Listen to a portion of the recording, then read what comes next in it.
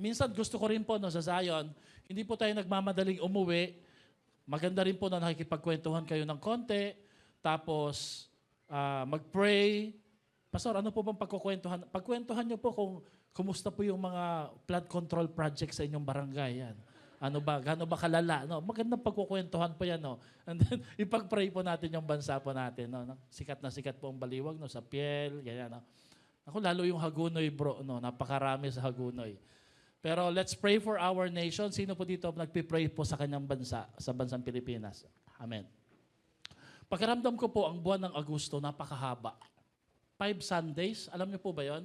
5 Sundays. So, ngayon po, sa pang-apat na linggo, we're going to talk about another name and attributes of Jesus, of our God.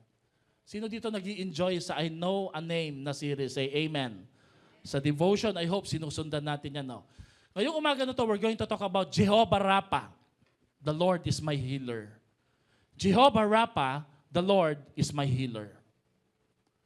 Hindi ko na po maalala, meron akong nasaksihang isang aksidente patungkol ho sa isang pamilya, tatay, kanyang asawa at yung kanilang daughter. Nung sila'y about to cross a street, meron pong isang rushing o nagmamadali po na kotse, nasagi, nabangga po sila. At kung sila'y nabangga, napahinto din po ako, napagilid ng konti, nakita ko po kung paano ho bumagsak ang kanilang motorsiklo, tumilapon, ang kanilang mga mahal sa buhay. At nung nakita ko po, sugatan ng kanyang misis, sugatan ng kanyang anak, habang nag-aantay po ng rescue, merong tanod na tinatanong kung may lisensya ba siya, kung nakarehistro ba, habang inaantay yung rescue, tiningnan ko po yung pamilyang ito, ama, asawa niya, pati yung kanyang anak, na-realize ko meron po siyang pangangailangan na 5 uri ng kagalingan o healing. I noticed that this family needs 5 kinds of healing. Una po, kailangan po niya ng physical healing. Dahil po sa mga bruises, wounds na kanyang natanggap kasama ang kanyang asawa at kanyang anak. Pangalawa, kailangan din po niya at nila ng emotional healing. Siguro po dahil kung kayo po ay nagmumotor, feeling niyo po pag kayo na-disgrasya, parang ayaw niyo na uli magmotor. Parang lagi niyong naaalala, sino ho dito nung na-disgrasya ka o nasagi ka sa motor, ang bagal na lang ng patakbo mo. Kinakabahan ka pag may bumibisina sa likod mo. No? That's emotional trauma. And I think, sabi ko, kailangan hindi lang po ito na malapatan yung sugat niya sa physical, pati yung emotional, magamot din po siya. Pangatlo, siguro po, kailangan din po niya ng spiritual healing. Because I was thinking na maybe nagtatanong siya kay Lord, saan ba sila pupunta, hindi ko alam. O siguro iniisip niya bakit nangyari sa amin ito. Pang-apat, kailangan din po niya ng tinatawag nating financial healing. Sapagkat habang siya ini-interview po, hindi ko sure kung nakarehistro ba yung motor na gamit niya. Hindi ko rin sure kung may lisensya po siya. Hindi ko po sure kung pananagutan pa ho ba niya yung bahagi ng sasakyan na bagamat nasagi po siya ay may bahaging nasira din. Pero habang sila'y nakaupo sa daanan, habang sila'y nag-uusap, nakita ko rin po kung paano hong medyo may konting pagtatalo sa kanilang mag-asawa. So I realized this family also need relational healing because possibly they were blaming themselves or they were blaming bakit po nangyaring ito. Siguro po ngayong umaga na to, yung 4 na to, pinagpipray mo na sana po dumating din sa buhay mo. Physical, emotional, spiritual, financial, and even relational healing. You know, when we talk about healing, healing is a very sensitive and controversial issue. Bakit po siya sensitive at controversial issue? Kasi po ang tanong lagi ng mga tao, bakit siya lang yung gumagaling, ako hindi? And you know, people will do crazy things just to get healed. Ang dami nating pwedeng puntahan, inumin, kahit minsan pinagbabawal, lalapit tayo dito, lapit tayo doon, miski sa albularyo, para lang mapagaling. Bakit? Kasi people are desperate for healing. Totoo po ba yan? Sa umagang ito, pag-aaralan natin yung mga tanong na, why do people get sick? Why do some people get healed and others are not healed? Ang karamdaman kasi nakakaapekto sa kabuuan ng ating pagkatao. Physical, emotional, spiritual, and even financial. Isa po sa salita na sikat ngayon na pinahuuso po ng isang sikat na vlogger at maging nung iba kinokopya po siya at nakaka-relate po sila sa hugot ng buhay. Alam niyo po ba kung ano yung salita na to? Aray ko. Kilala niyo na siguro kung sino po ang nagpauso nito. Aray ko. Sabi mo nga sa katabi mo, aray ko. Nakaka-relate po tayo dahil bawat isa ko sa atin dito, meron pong nagpapaaray at meron po tayong mga aray sa buhay. Ano bang ibig sabihin ng salitang healing o pagpapagaling? Ano bang bahagi natin sa kagalingan? At pwede ba tayong gamitin ng Diyos para magdala ng kagalingan sa iba? Ano bang ibig sabihin ng salitang Jehovah Rapha? God is our healer. Bakit hindi pa rin ako gumagaling hanggang ngayon? Siguro po isa sa pinakamahalagang tanong ay, bakit may sakit sa mundong ito at sa buhay nating ito? At ano ang greatest healing na pwede natin matanggap sa buhay na ito? Our hearts, our bodies, and our world are desperate for healing. Whether we are experiencing physical, emotional, or financial brokenness, we rightfully look to Jesus to perform a masterful restoration. Sino ko dito ngayong umaga na to, naniniwala ka na merong kagalingan dala ang pangalang Jesus, ang ating Jehovah Rapha? Say amen po. So dahil sensitive po yung topic na to about healing, Jehovah Rapha, careful po ako sa pagtuturo dito. You know, kahit pastor na po ako, mahalaga pa rin ang pag-aaral, mahalaga pa rin ang pagsisiyasat, mahalaga pa rin ang pag-alam kung paano ho natin ito ituturo at paano ho ito tatanggapin. Kaya dahil ho dito, hindi lang po healing ang ating pag-uusapan. Hindi lang natin dadaanan yung issue usaping healing. Pag-aaralan natin yung dalawang theology or doctrine. Two outlines. Una, we're going to talk about the theology of healing, and then we're going to talk about the theology of pain and suffering. You know, para mas maintindihan mo yung kahalagahan ng pagpapagaling o ang katuruan patungkol sa healing, kailangan mo ring maunawaan bakit may pain present sa mundong ito. Kasi kahit Christian na po tayo, miski nga po kahit pastor pa, may pain pa rin. Yung iba po, nagpapakasasa sa bisyo, sa alak, sa droga, pero hindi po nagkakasakit. Yung iba nga po hindi po namamatay. Pero yung iba, ingat na ingat po sa kanilang katawan. May kilala ho ba kayong ganon? Disiplinado, pero may sakit po na dumarapo sa kanyang buhay. So because of that, there has been a confusion. And you know, maraming mga tao, they take advantage on this issue. Halika dito, papagalingin kita. Magbigay ka ng ganito, gawin mo ganyan. Napagsasamantalahan po sila dahil sa kanilang pinagdadaanan eh. Napakahalaga dito sa church, maintindihan natin, ano ba ang theology ng healing at ano po ba ang theology ng suffering. Kuya Kaisen, tutok mga sa akin yan. Thank you. So una, pag-aralan natin, dahil maiksi lang po yung oras natin, sabi mo nga sa katabi mo, are you ready? The theology of healing. What do we believe about God's healing? Or what we should believe about God's healing? Saan po nagmula yung pangalang Jehovah Rapha?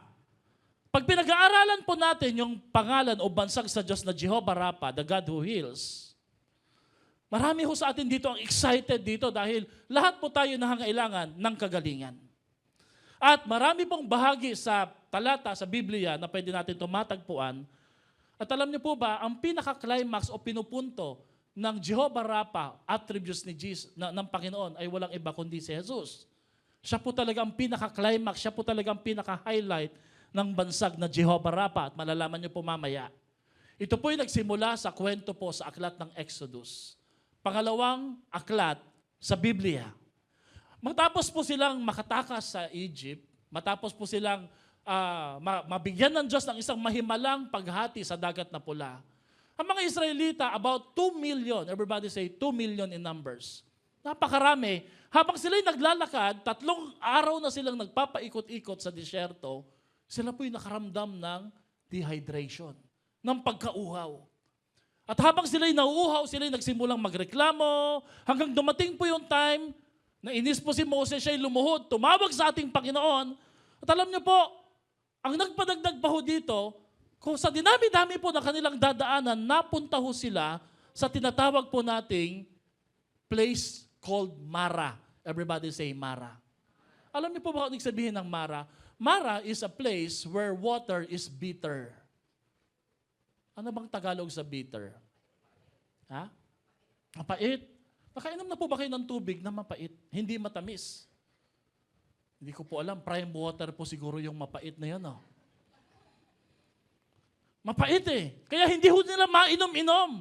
At wala na ho silang babalikan pa dahil sila po ay tutugisin po ng Egyptian. Kaya dahil ang water na to'y bitter, sabi mo nga sa katabi mo, Mara ka ba? Mukha kang bitter eh. Alam niyo yung mga taong bitter, mukhang Mara. Sabihin niyo nga po, Mara. Maraming reklamo. Maraming asungot. Maraming complaint. Maraming dabog. No? Ang ibig sabihin ng salitang Mara, bitter. Kaya ang tanong po nila kay Moses, saan po tayo iinom? Kaya si Moses po nanalangin sa ating Diyos, sa Exodus 15:25, ang Diyos po'y nagbigay sa kanya ng isang kapirasong kahoy mula sa isang maliit na puno. Everybody say kahoy. Wood. Sabi nila, hindi daw po yun wood eh. Tree po yun. Pero tree po na maliit.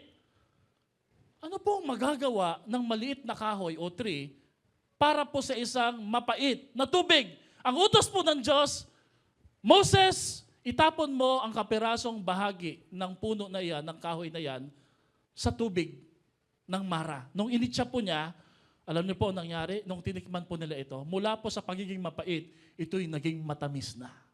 Ito po'y kainom-inom na, ito po'y malinis na, at matapos bigyan sila ng Diyos ng mga utos, ang sabi po dito sa Exodus 15:25-27, hindi na natin isa-isahin, medyo mahaba po ito. Sabi dito, then Moses cried out to the Lord, and the Lord showed him a piece of wood. He threw it into the water, and the water became fit to drink.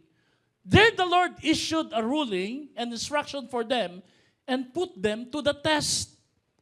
He said, if you listen carefully to the Lord your God and do what is right in His eyes, if you pay attention to His commands and keep all decrees, I will not bring on you any of the diseases I brought on the Egyptians. At eto na nga po, pumasok at lumabas ang pangalang Jehovah Rapha, for I am the Lord who heals you. Wow! Wala pa silang sakit doon, pero sabi ni Lord, wala pa kayong sakit, ako na ang iyong Diyos na nagpapagaling. Palakpakan nga po natin ang ating Panginoon. So doon po lumabas at unang nakita ang bansag o attributes ng Panginoon, the name of God, as Jehovah Rapha. Pero hindi po natapos doon. From Mara, ininom nila. Akalain niyo po tapos na. Yun na po yung pinaka-the best. Mula po sa tubig na mapait, pinatamis ng Diyos. Akala mo tapos na yun. Hindi po. Dahil sa kanilang pagsusumikap na sumunod sa Panginoon, magbago at magsisi, they came to Elim. So from Mara to Elim, where in Elim there were 12 springs. 12 bukal na malinis ang tubig and 70 palm trees. They camped there near the water. Grabe, hindi lang po sila pinainom ng Diyos. From empty, dinala sila ni Lord sa isang plenty of source of water. Ang prayer ko po ngayong umaga na to, ganyan po ang gagawin ng Diyos sa ating mga buhay, sa bawat sa ating mga mahal sa buhay at sa pamilya natin. Amen? Ano pong simbolismo dito? Bibilisan ko lang, marami pa tayong pag-uusapan. Yung piece of wood at tree na yon, that's the cross. It's actually a foreshadow of Jesus' sacrifice in the New Testament passed forward.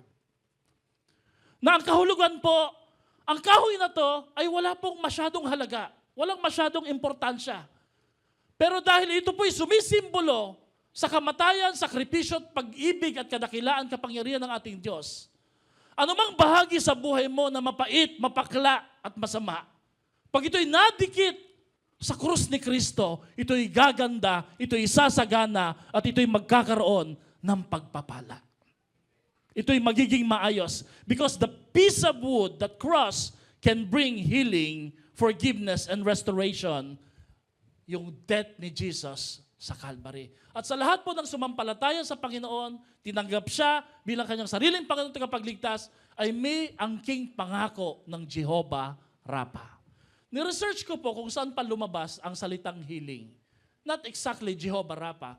Did you know that the first occurrence of the word healing did not came from a passage na meron pong need ng healing.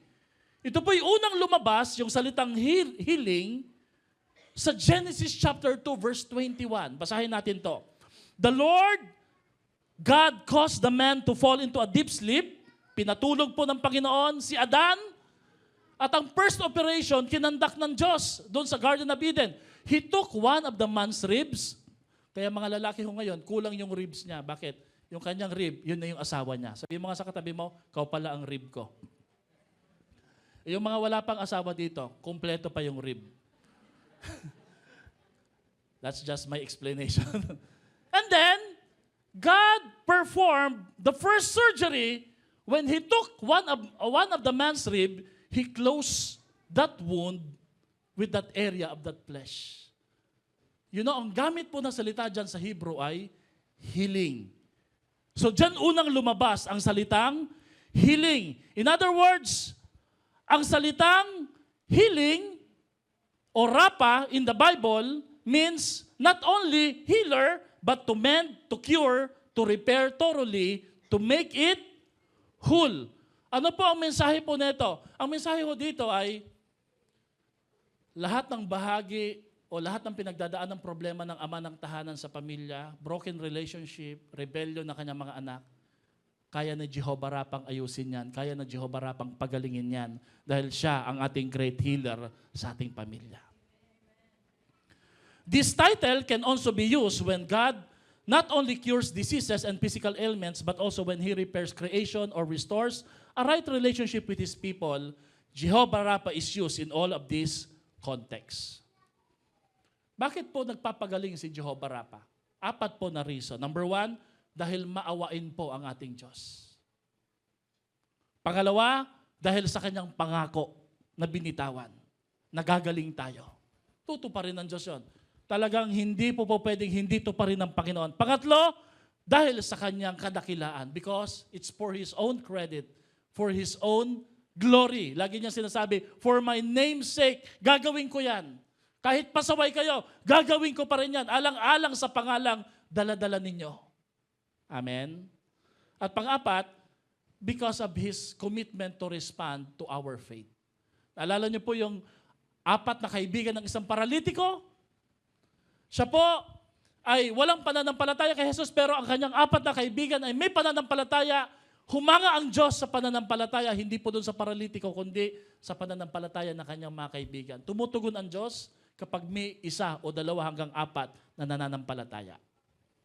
So very short, very brief, and I hope naintindihan po natin, dyan po natin makikita yung description ng Jehovah Rapha. That's the theology of healing.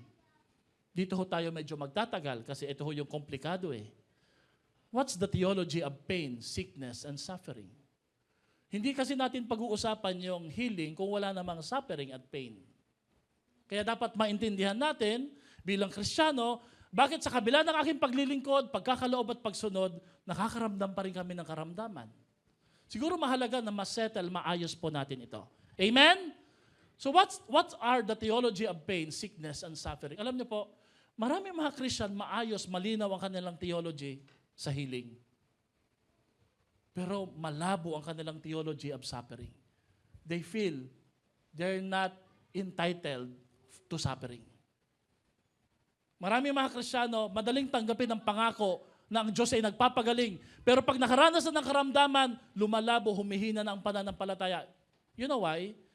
Because maybe it's because mahina, malabo ang ating theology pagdating sa pagkakaalam natin sa mga karamdaman at kahirapan sa buhay. Totoo ba na bago ka pumunta dito, marami kang pinagdaan ng hirap, sakit, kahirapan? Bakit hindi tinatanggal pa ni Lord yan? Yan yung sasagutin natin ngayon. Ready na po ba kayo? Say amen. Number 1, ang kasalanan pumasok sa mundo sa pamamagitan ng isang tao. Sino yung tao na yon? Si Adan. And through Adan, pumasok yung sakit at kamatayan. Kaya kung may gusto kayong sisihin, yung lolo nyong si Adam. Genesis 1:31, God saw all that He had made, and it was very good. There was evening, and there was morning. On the 6th day, God created man. Pagdating sa Genesis chapter 3, nung create ni Lord yung tao, anong ginawa po? Nagkasala ang tao. Sabi nila, hindi po, pastor, kaya po may sumpa, kasi po sinumpa sila ng Diyos, hindi po. It's not the curse, it's their choice. Pinili kasi nilang magkasala. Genesis chapter 3 verse 16, dahil po sa kanilang disobedience, pagsuway, hindi lang po yung prutas na yun eh. Hindi naman sila nagkasala dahil kinain lang nila yung prutas eh. Yung desire nilang maging kapantay ng Diyos. Maging kapareho ng Panginoon. Yung walang contentment po ba? Ito po ang deklarasyon ng Diyos sa Genesis 3:16, I will make your pains in childbearing very severe. Kaya di po ba, hirap na hirap ang mga nanay natin, asawa natin sa panganganak. Amen? Anong madalas nilang banggitin? Ang isang paa ay nasa hukay pag sila ay nanganganak. Imagine nyo po noon kung hindi sila nagkasala, ang bilis lang mga anak, nahatching lang, na lumalabas na kagad. Hachu! 3 kagad. Pag nadighay, 5 kagad. No? Biro lang po yon. Pero ibig lang sabihin po noon, mahirap.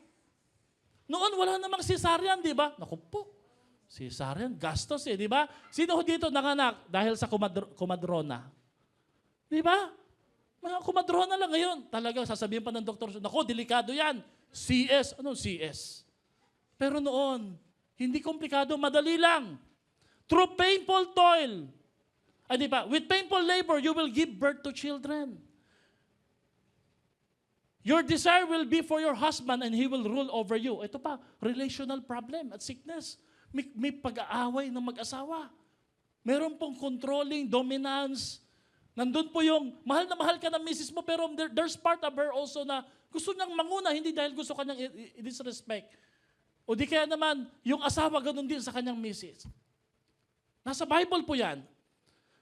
And then ano naman po ang sinabi ni Lord sa tao? Curse is the ground because of you. Through painful toil, you will eat food from it all the days of your life. Grabe po, ang hirap magtrabaho.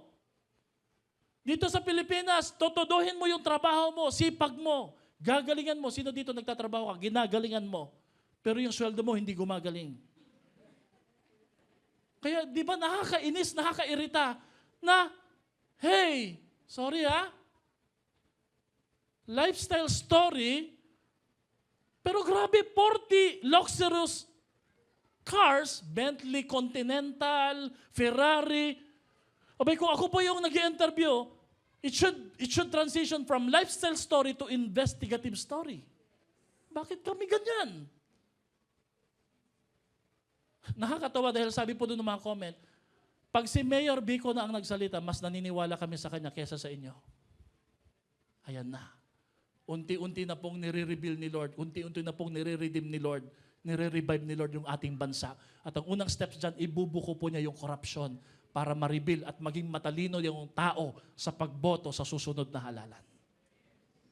Alam niyo po, pag natanggal yung korupsyon, mayaman po ang Pilipinas. Napansin niyo po, yung halagang 500 noon, ang dami nang nabibili.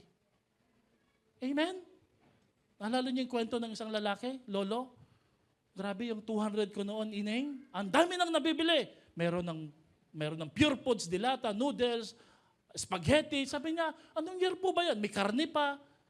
Sabi niya, anong year po ba yan? Ang dami nang nabibili. Ano po bang meron? Noon kasi wala pang CCTV. Nagdanakaw pala yung lolo niya. 200 lang yung dala ng pera. Pero kidding aside po, ang hirap po ng mundo, ang hirap po ng ekonomiya sa bansa, hirap na hirap tayo mag-toil ng ground, whatever it is, ang definition na yan.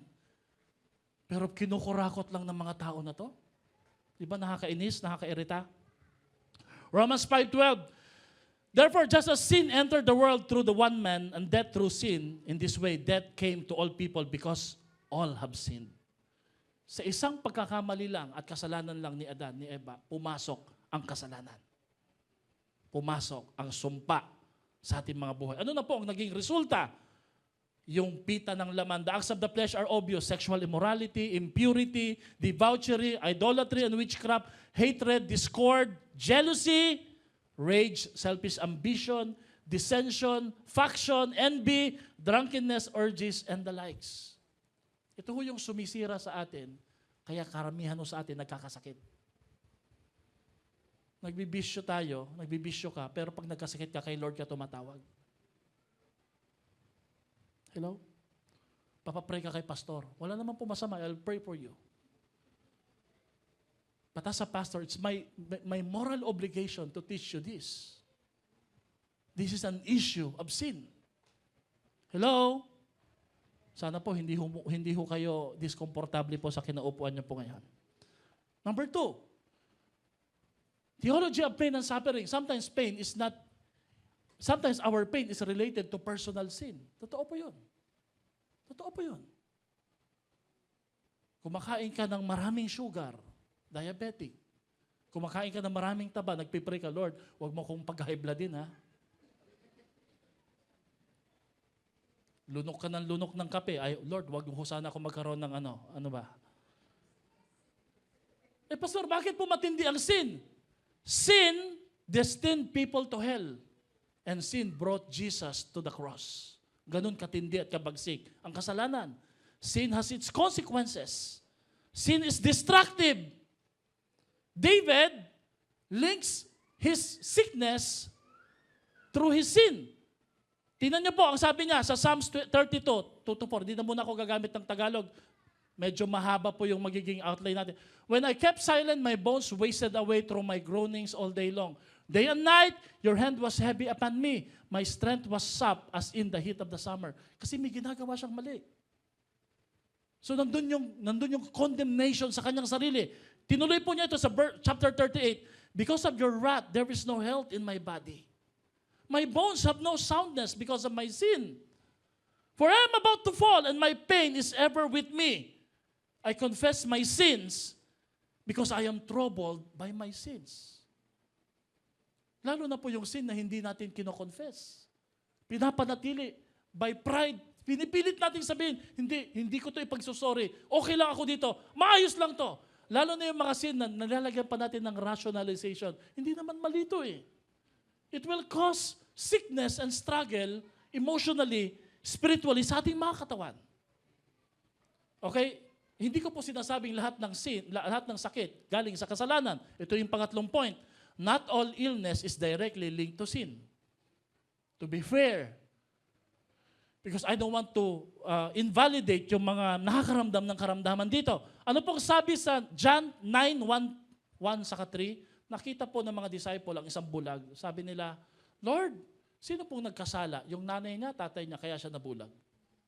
Ang sagot ni Lord, wala. Nangyari ito para makita at mahayag ang kalooban at kaluwalhatian ng ating Diyos.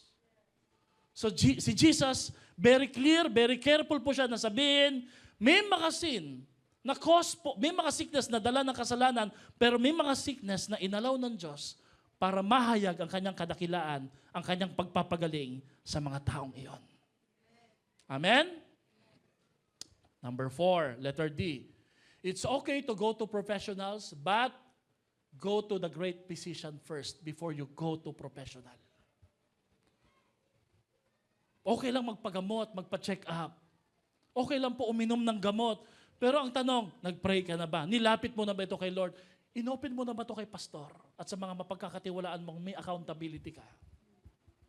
Alam niyo, minsan, in my experience as a pastor, no, ang dami na pong pinuntahan, naka third, second, fourth opinion na. Nung nagka-problema, saka po lalapit sa amin, sasabihin, na mali yata kami, pastor. Meron pa nabudol. Sabi ko, you know, I don't mean to be mean, no, pero mahal ko kayo, sabi ko sa kanya. The problem is you don't consult. You feel that this struggle is for you alone. Sa'yo lang. No, we're into this together. We want to pray for you. But bilang pastor, how can I pray if I don't know? Paano kita ipagpipray kung hindi ko alam at hindi mo sinasabi yung totoong sitwasyon? Amen?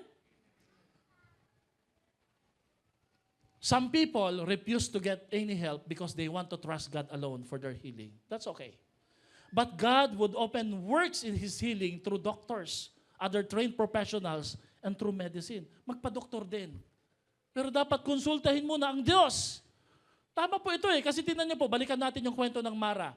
Remember that the bitter waters at Mara became better only when something was added to them. And what is that? The cross of Jesus. The wood. Pwedeng simbolo niyan, technology, gamot. God made them sweet by choosing to use the wood, the bitter water became better. God can heal with just a word from His mouth, but He uses other instruments as well. But before going to professional, don't bypass the great physician. Go to the great physician first. Malay mo, sa paglapit, pagpapakumbaba mo sa Diyos, hindi mo na kailangan magpa-check up. Hindi mo na kailangan bumili ng mga gamot. Bakit? There will be healing and miracle of recovery because you confess. You submit and surrender your life to the great physician, the Lord Jesus Christ. Amen? May problema ho dito sa Bible. Ito'y ginawa ni King Asa. Kapangalan ko pa naman din Asa. 2 Chronicles 16 verse 12. Though his disease was severe, everybody say severe, malala, even in his illness, he did not seek help from the Lord, but only from the physicians. Then in the 41st year of his reign, he died and rested with his ancestors. Hindi niya nilapit sa Diyos. Ano kaya po ang nag-keep sa kanya para hindi siya magsuko sa ating Panginoon? Hindi ho siya lumapit at magsabi sa ating Diyos. Panglima, we need the community of faith to bring healing through faith and prayer. Naniniwala po ba kayo? Nakakapagpagaling din kapag nire-reveal, ino-open natin yung ating pinagdadaanan sa community of faith. May nakakaalam. Hindi po yung chichismis tayo kundi yung nagkaroon kami ng reunion nung Thursday. Grabe po yung healing effect. Kwentuhan kami, hindi lang ng mga magandang nangyari, pati mga kapalpakan, kahinaan, pagkakamali sa ministry, very renewing, very renewal, very restorative. Na maramdaman mo na may nakikinig sa'yo. At alam niyo po, pag may pinagdadaanan ka ngayon, be it physical sickness or emotional sickness, this is a suggestion, James 5:14-16. Basahin natin ng malakas, sabay-sabay. Is anyone among you sick? Let them call the elders of the church to pray over them and anoint them with oil in the name of the Lord. And the prayer offered in faith will make the sick person well. The Lord will raise them up. If they have sinned, they will be forgiven. Because there's this called accountability. Alam niyo po, whether it's mistakes, sickness, offenses, whatever it is, yung mga ganun, pag tinago natin, lumalakas siya in isolation. Pero pag sinuko natin to kay Lord, binukas natin to sa isang healthy at safe community, mayroong miracle of healing na nangyayari sa isang support group. Amen? Therefore, confess your sins to each other and pray for each other so that you may be healed. Ano pong sabi dito? Para gumaling ka, para mapalakas tayo, magsabihan tayo ng ating mga kasalanan. Isuko natin to sa Diyos sa konteksto po ng small group, ng life groups. May tampo po ako doon Sasabihin mo yung tampo mo, pero hindi sa konteksto na pagchichismisan yung pinagkakatampuhan. Ganun ba? Hindi para gatungan, kundi, sige, mamaya pagpipray natin yan. Ano bang pinagdaanan mo? Ano bang naramdaman mo? Hindi ho yung pag kinuwento natin yung tampo natin, lalo pa kung nagkakaroon ng dagdag na tampo. Kundi pagkatapos ikwento yung tampo, dito na matatapos ang kwento natin, wala nang lalabas. Amen? That's a community of healing and support. Amen ba? Why? Kasi nga po, because the prayer of the righteous person is powerful and effective. Ang righteous ho dyan, yun po yung mga nilinis ng ating Diyos. Pang-anim, faith is a force in healing, but we are to pray according to His will. Although may pananampalataya tayo sa ating paglapit sa Diyos para tayo pagalingin ng Panginoon, pero mga kapatid, kailangan mo pa rin manalangin sa kalooban ng Diyos. Hindi yung gusto mo, kundi yung gusto ng Diyos. Amen? Pray earnestly for healing to Jehovah Rapha and have faith to believe that He can heal you. But be careful about demanding that He answer your prayers according to your will. Hindi sa gusto mo, sa gusto ni Lord. Amen? We are called to pray in alignment with His will. True prayer is an act of surrender to God's answer. Ang totoong panalangin daw po ay ang pagsuko sa sagot at anumang sagot ng Diyos sa iyong panalangin. Kasi ang panalangin ay hindi protesta ng gusto mo. kundi ng kagustuhan ng Diyos para sa atin. Amen. Letter G. This is my favorite because sino dito nagpipray ng healing sa buhay niya? Taas nga pong kamay, sa pamilya niya. Okay. I think this will explain what we are facing right now. No? Sometimes healing takes place in a very unusual way. Meron pong 4 na paraan ang Diyos. Sabihin nyo nga po 4 para pagalingin tayo. And He should always get the credit.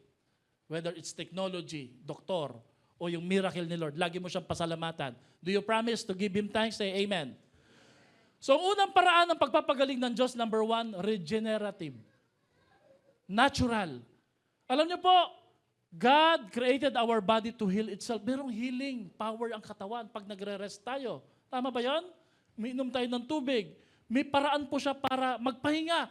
Meron akong na-discover, no, pag gutom daw yung isang tao, sino ho dito naranasan mo ng magutom? That's when healing takes place. Pastor, healing ba? Galit nga ako. Gusto ko nga po manuntok eh. Pag naubusan ako ng pagkain. Like for example, yung intermittent fasting, yung fasting po, may nagagawa po siya na kung saan kinakain po ng ibang cells, yung mga cells that could possibly become cancer cells. Paminsan-minsan po, mahalaga din pong magutom ng konti at paminsan-minsan. Sabi mo nga sa katabi mo, mag-fasting ka. Kasi po, it allows your body to regenerate. Totoo. Tama ba? Pag nagpa-fasting po tayo, hindi ka nakaka-intake ng mga toxin na madami. And you allow your body na magkaroon ng pause, pahinga. Yung system na yun, ilan ang system ng katawan? 9 yata, di ba? Digestive, di ba? Circulatory. Okay, hindi na natin memorize yan. Number 2 kinds of healing is reconstructive, which is technological. God allows scientific advancement to bring healing to you. So magpapadoktor ka, pupunta ka sa JBL, pupunta ka sa ibang doktor, no? Sabi nila, Pastor, pwede po tayong pumunta sa Castro, no? Doon sa may naman sa Pangasinan, Sacred Heart po dapat, pero sa sobrang taas ng bayad, Scared Heart, no? Pero paglaanan din po natin yan. Health card, for example. Number 3, restorative, supernatural na healing. Sino dito nagpipray? Wala nang gamot, wala nang doktor, kaya kang pagalingin ni Lord na kanyang makapangyarihang kamay through prayer and faith. Say amen. Okay, sometimes God touches us and heals us miraculously. Ang tawag doon ay restorative. Ulitin natin ha, regenerative, ano pa? Reconstructive, restorative. Oh nako, wala pa ring healing. Totoo ba? Nangyari na yung 3, wala pa ring healing. Ito po yung pang-4 na unusual way ni Lord ng pagpapagaling. Resurrection. Hindi ka gagaling dito, pero pag dating at pagharap mo sa Diyos, you are completely healed na. And you know, meron akong kaibigan, meron siyang heart failure. We keep on praying for him. He's a good servant of the Lord. Pero hindi po siya gumaling, namatay siya, iniwan niya yung kanyang misis sa yung kanyang anak. Nasa Canada na ngayon.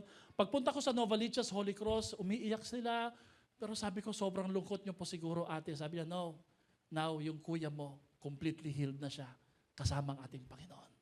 And it takes faith to notice it, to affirm it. Na ang healing ni Lord, sometimes it's not on this earth, but it's eternal healing sa resurrection as a child of God. Amen? Wala masyado yata nag-amen ha. Revelations 21:4-5, He will wipe away every tears in our eyes. Death shall be no more. There will be no mourning, pagnanangis, no crying, no pain anymore sa langit.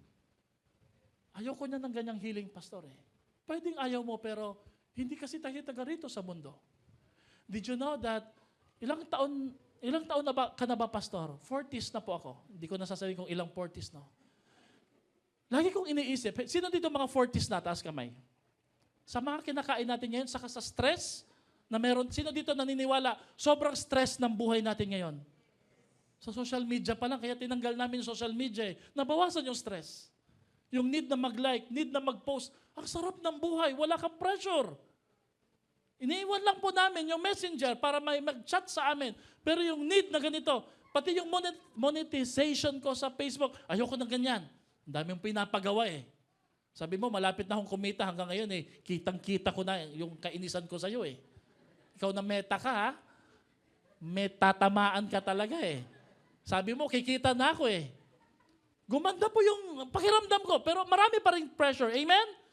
So I start to contemplate, ilang taon kaya kami pag si Jethro Jehaya ay high school na. We were thinking about it. And I even think about my death. Anong mangyayari? So I'm very careful sa steps ko araw-araw. Hindi magalit sa kanila. Mag-iwan ng mga memories na magiging masaya sila. If you're not thinking about your death, then you're full. You're thinking you will live forever. I'm giving my best sa church. Bakit? Anytime pwede tayong kunin ni Lord. Pero hindi tayo natatakot. Why? Our assurance is in heaven. There will be a resurrection healing soon sa mga anak ng Diyos. And if you're not thinking about the resurrection, yung faith mo nasa mundong ito. I'm thinking about it. Bakit ako nag-aral? Para sa ministry ng Zion. Habang ini-improve ni Lord ang church natin, I'm thinking of a counseling center para mas madami pang makakilala at makasama sa church dito. So binubuhos namin yung lakas para dito sa ministry. Lahat nakaprogram sa mga bagay na mahalaga lang. Ayaw namin ma-pressure sa mga bagay na walang kinalaman sa pinapagawa ng Diyos sa amin. At ang sarap mabuhay. Nung isang araw, nag-bike kami sa Padre Pio. Tinuruan namin si Jehaya mag-bike na wala ng training wheels. Tinulak namin na mabilis, yun, natuto. And you know, malungkot man, naisip ko, Lord, I'm thinking about this, Lord, pag wala na po ako, sila pastora na lang. Palagay ko po kakayanin na nila sa tulong ni Lord. I'm thinking about it because that's the fact. Pero ang pinakaayaw ko yung mawala ako na maabutan akong wala kay Lord at hindi naglilingkod sa Kanya. That's the greatest sickness I'm afraid to face. Hindi yung magkaroon ako ng karamdaman. Itong nararamdaman ko, ba't ako may maintenance? Bahagi ito sa mga pinagkakain ko noon nung bata ko Matakaw ako Pero bahagi din ito sa mga bigay todo kong paglilingkod sa church at gawain ng Panginoon. At hindi ako nagsisisi. Bakit? Dahil merong naging resulta. Merong Zion Christian Fellowship Baliwag. Meron tayong pinaglilingkuran sa Panginoon. Ang nakakatakot, nagkasakit ka dahil hindi mo ginawa yung kalooban ni Lord. Lumayo ka sa Diyos. Ginawa mo to. So I accept it. Amen? Tatay, tama po ba tay? Nagkita kami ni tatay minsan sa Karpa. And their family, sila Ate Matet, gusto na nilang ibigay ang kanilang ama kay Lord. Many years ago, before the pandemic pa. But here's tatay, alive and serving the Lord. Binibigyan niya lang Lord ng mas marami pang dahilan para bigyan pa siya ng maraming buhay. Kasi ginagamit niya para kay Lord. Amen? Hindi pa ako takot. Hindi tayo dapat matakot. Pero may konting takot. Wala pa nakakita ng kamatayan. No ever one of us here has faced death. Pero I know, haharap tayo sa Diyos soon. At haharap tayo na may pananampalataya na naglingkod tayo at nagpagamit tayo sa ating Diyos. This is my confidence. This is our confidence sa ating Panginoon. Sabi ni Tim Hansel, I have prayed hundreds, if not thousands of times for the Lord to heal me. Walang nangyari, and then He finally healed me of my need to be healed. Hanggang ako'y pinagaling na ng Diyos sa kaisipang kailangan kong gumaling. Tinanggap niya yung acceptance na mayroong iba't ibang paraan ng Diyos ng pagpapagaling. There was a story of Tony Campolo. Isang pastor, are you still listening? Are you learning? Say amen. May pinag-pray po siyang isang lalaking may cancer, tatay. So pinag-pray po niya itong tatay na may cancer na to. Pagka-pray po niya, nag-claim siya, Lord, pagalingin niyo siya sa cancer. Lord, stage, grabe na yung stage May taning na yung buhay. Lord, I pray, miraculously, heal niyo po to. Kinabukasan po, may tumawag sa kanya yung asawa ng mister na to, na pinag-pray niya. Are you Pastor Tony Campolo? Yes, sabi niya. I want you to know that when you prayed for my husband, he had cancer. He had, ibig sabihin, past tense. Sabi niya, he had cancer. Na-notice niya yung paggamit ng tenses. Sabi niya, Wala na siyang cancer ngayon. Sabi niya, are you saying na pinagaling na siya? No. He had cancer before because today, he just died. Nalungkot si Tony Campolo. Sabi niya, Lord, bihira na lang ako mag-pray. Namatay pa. Pero alam mo siya, sabi ng misis niya, ng misis ng mister na to, but don't worry, Pastor. I'm not here to blame you. I'm here to thank you.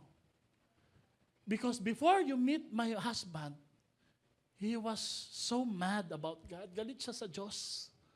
Pagbihiga siya dahil sa kanyang sakit na cancer, lagi niyang biniblame ang Diyos. Lagi siyang mabigat ang turing niya sa kanyang sarili at pati sa amin. Sabi niya, ang hirap niyang kasama sa bahay. Parang kami lahat may cancer. Lagi niyang minumura ang Panginoon. Pero that day when you prayed for him, something happened. And the last hours that we were together, we sang worship to the Lord, we read the Bible, we gave thanks to the Lord. Nag-pray tayo kami sa Panginoon. And that was the most joyous, celebrative moment na iginugol po namin kasama siya. Because you prayed for him. At alam niyo sabi niya, after you prayed for him, a peace had come over him and a joy had come into him. Pumasok ang kapayapaan sa kanyang puso. He wasn't cured, but he was healed.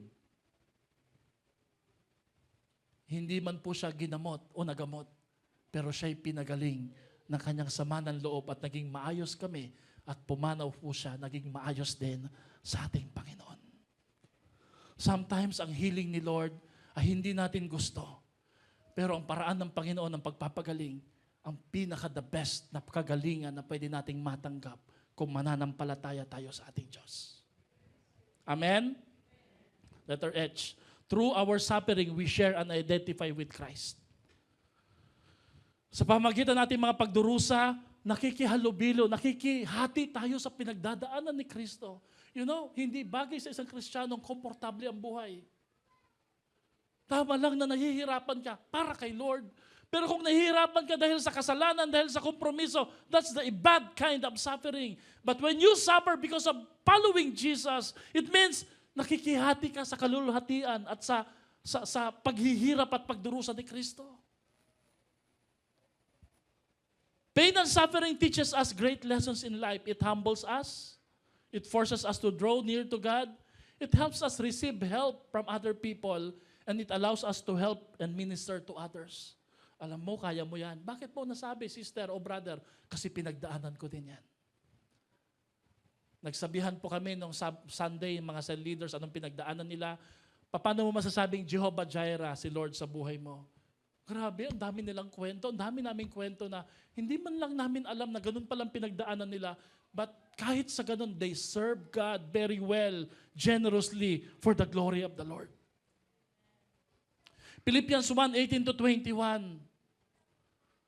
I will continue to rejoice, for I know that through prayers and God's provision of the Spirit of Jesus Christ, what has happened to me will turn out for my deliverance.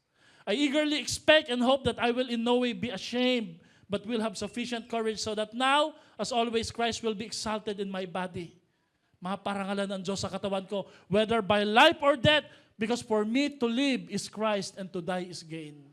Kung ako'y buhay, mabubuhay ako para kay Kristo. Kung ako'y mamamatay, hindi ito kawalan, ito'y pakinabang para sa akin kasi makakasama ko ng aking Diyos. Can we say that, mga kapatid, sa mga pinagdadaanan natin ngayon? If I may boast, sabi ni Paul, I will boast of the things that show my weaknesses. Kung meron man akong ipagmamayabang, pagmamayabang ko yung mga kahinaan ko. Kasi doon mas nakikita si Kristo sa buhay ko. Paano po pinagmamayabang ang kahinaan kung kahinaan yan sa tingin ng tao?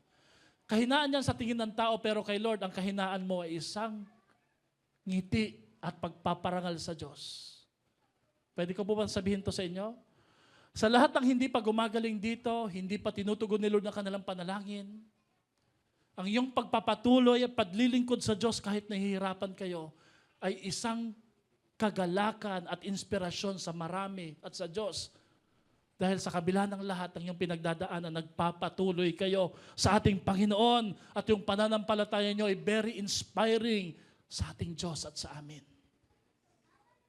Kahit hirap kayo maglakad paakyat, nag-church kayo. That's what it means that we boast on our weaknesses. Amen? Ate Jen, sa kabila po ng sitwasyon ni Ate Jen, lagi niyang pinupuri ang Panginoon. Yes, we pray for healing. Pero this is what I mean, that we glory in our weaknesses. Mabuti pa po yung mga may sakit, kayang maglingkod kay Lord, kaysa sa mga buo ang katawan na nagagamit ang katawan sa mali. Kaya sa pagpapatuloy ni Pablo, sabi niya, 3 beses kong ipinanalangin sa Lord, Lord, alisin mo ang sakit na to. 3 times I plead with the Lord to take it away from me. 3 times siya nag-pray. Si Apostle Paul po ito ha.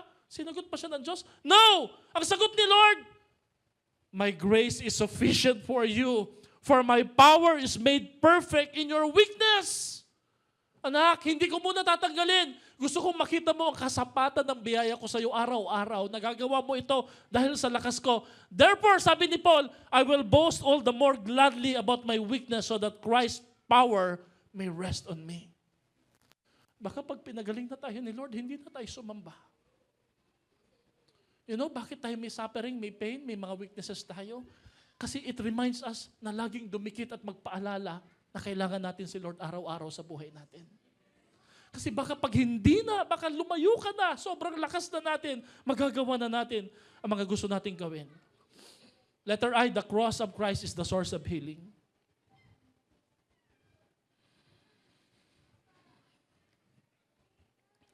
Letter J, God can use sickness and death for His glory and good of others.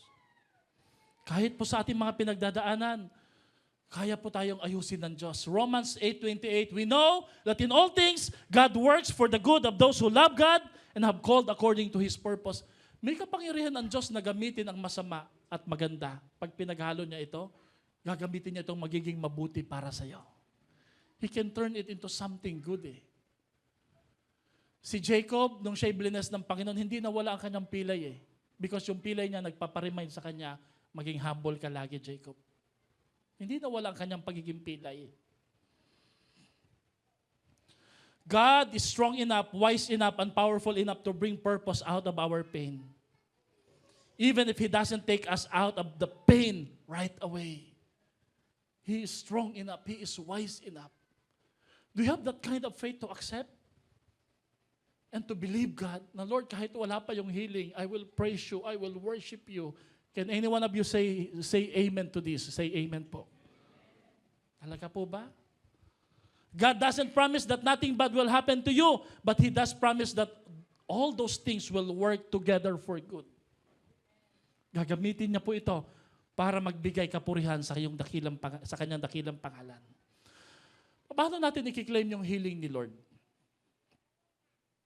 Sa Matthew 9:20-22, naalala natin yung babaeng dinudugo ng 12 taon. Hinawakan niya yung laylayan ng damit ni Jesus at may healing po na lumabas kay Jesus. Simpleng steps lang po ito. No? This is my own personal interpretation and devotion. Number 1, be radical. Risk it all for Jehovah Rapha. Huwag ka na magpatumpik-tupik. Buuhin mo na. Kung kailangan ka gumapang, abutin ang Panginoon. Number 2, reach out to Jesus. Sometimes, inaantay natin na si Jesus ang mag-touch sa atin, pero ang babaeng ito, siya ang nag-touch kay Jesus. Number 3, basahin niyo po ng malakas. Ready, go. Remove any anger and bitterness. Kasi baka mamaya, kaya may sakit, kaya tayo may sakit ngayon, hindi natin pinapakawalan yung sama ng loob. Again, I'm not here to judge. At hindi ko alam kung gaano kasakit yung ginawa ng tao na yon, pero that's not for you to settle. That's for God. Release that person. Release that person. And something great will come to your life right now. Number 4, remember God's promises to heal. May 4, regenerative, di ba? Binanggit ko na po yan. Number 5, last, refocus your mind from victim to victorious mentality. Huwag mong isipin kawawa ka. Sabihin mo nga sa katabi mo, ikaw ay anak ng Diyos. Ikaw ay dakila. Ikaw ay kahanga-hanga. Sa lahat ng mga katabi nyo ngayon, palakpakan nyo ang Diyos sa buhay nila. Lalo na yung sumasamba sa ating Panginoon. Kahanga-hanga yan. Amen? Don't wait for things to happen. Make things happen. Don't wait for Jesus' touch. Touch the heart of Jesus. Turn the page. Start the next chapter of your life. Leave the last and past chapter behind. Iwanan mo na yung alaala na minasaktan ka, minasakit sa'yo. Kahit kahapon pa ho yun. Isuko mo kay Lord. Amen? Stop thinking and acting like a victim. Begin to see yourself as a conqueror, victor in Jesus. Throw the mat, yung banig ng karamdaman, itapon mo na yan and focus on the cross of Jesus. Amen? Sino ho dito naniniwala ngayong umaga na to, may kagalingan sa ating mga karamdaman? Say amen. Gusto ko nang tapusin pero gusto kong malaman nyo yung other side po ng healing. Warning. Everybody say warning. For those who are desperate for healing but not desperate for God.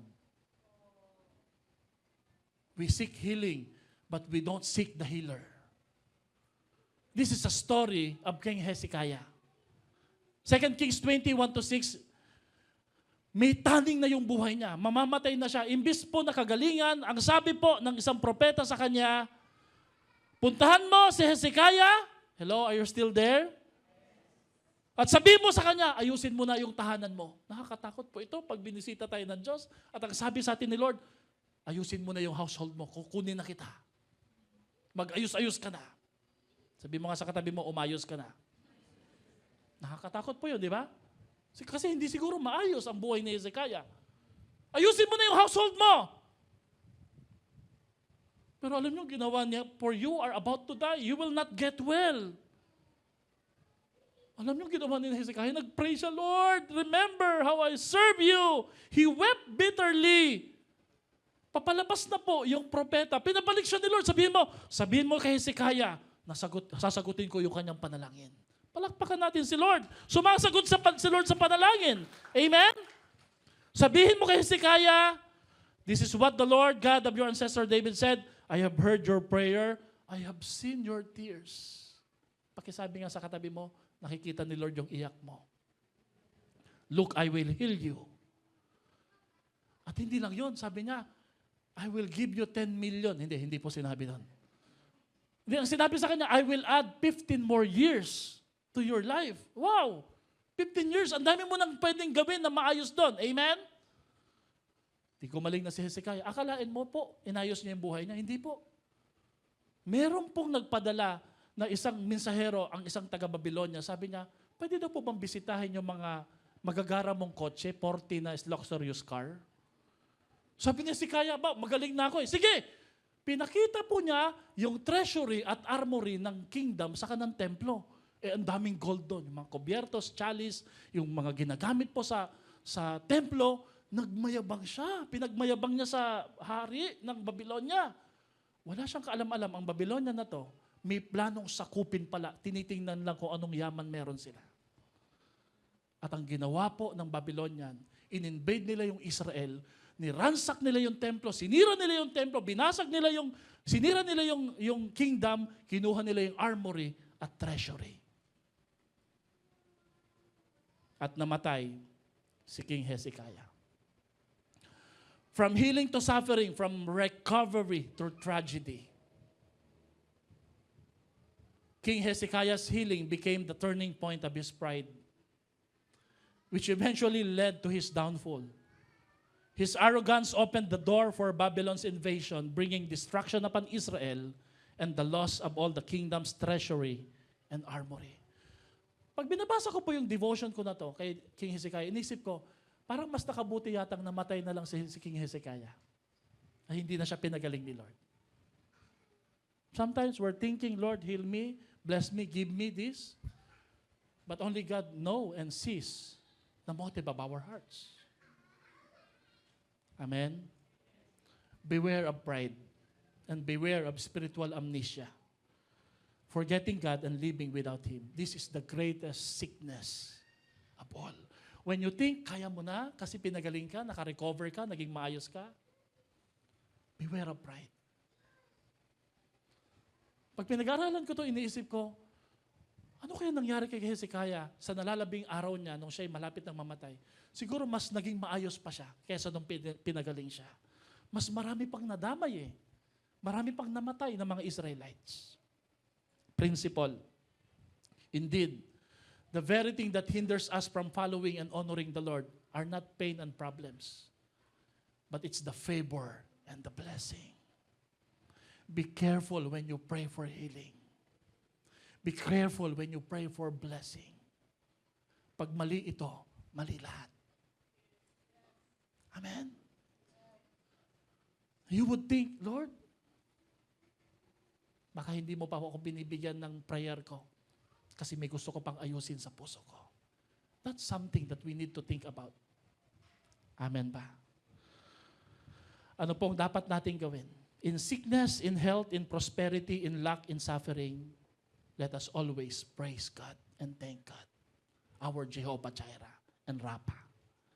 Psalms 103, 2-3 says, praise the Lord. Tumayo tayong lahat. Go. Praise the Lord, O my soul, and forget not all His benefits, who forgive all your sins and heals all your diseases. Pakitaas nga po natin yung kamay natin. And everybody, let's say, praise the Lord.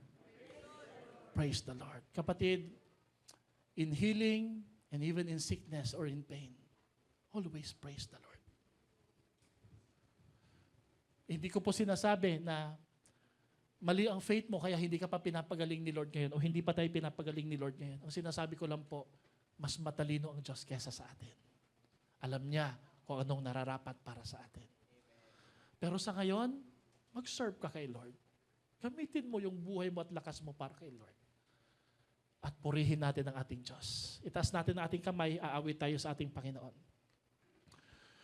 When we say that name, Jesus, let's claim healing sa ating mga buhay. Come on, maybe you're praying for a community healing, a family healing. Pray to the Lord. Or maybe you're praying for a personal healing sa buhay mo. Huwag kang mahihiyang tumawag kay Lord at sabihin mo, Lord, pagalangin mo ako, Lord. Palakasin mo ako. Itaas mong kamay mo sa Panginoon. And let's learn from King Asa and King Hezekiah. Let's learn from these kings, from these noblemen. Matuto tayo sa buhay nila. Let's learn from the Israelites, from their Mara encounter. At kung ikaw po ay meron sitwasyon na parang mapait, mapakla, mahirap ang iyong buhay, i-claim mo, tawagin mo ang pangalang Jehovah Rapha at sabi mo, Lord, dalhin mo ko sa Elim, na kung saan merong 12 brooks of fresh water. Pagalingin mo ako, palakasin mo ako. Sino ho dito ngayong umaga na to? You want God to heal you. Can you just say amen? Thank you, Lord. Physically, emotionally, spiritually. Kagaya po nung na-disgrasya sa motor.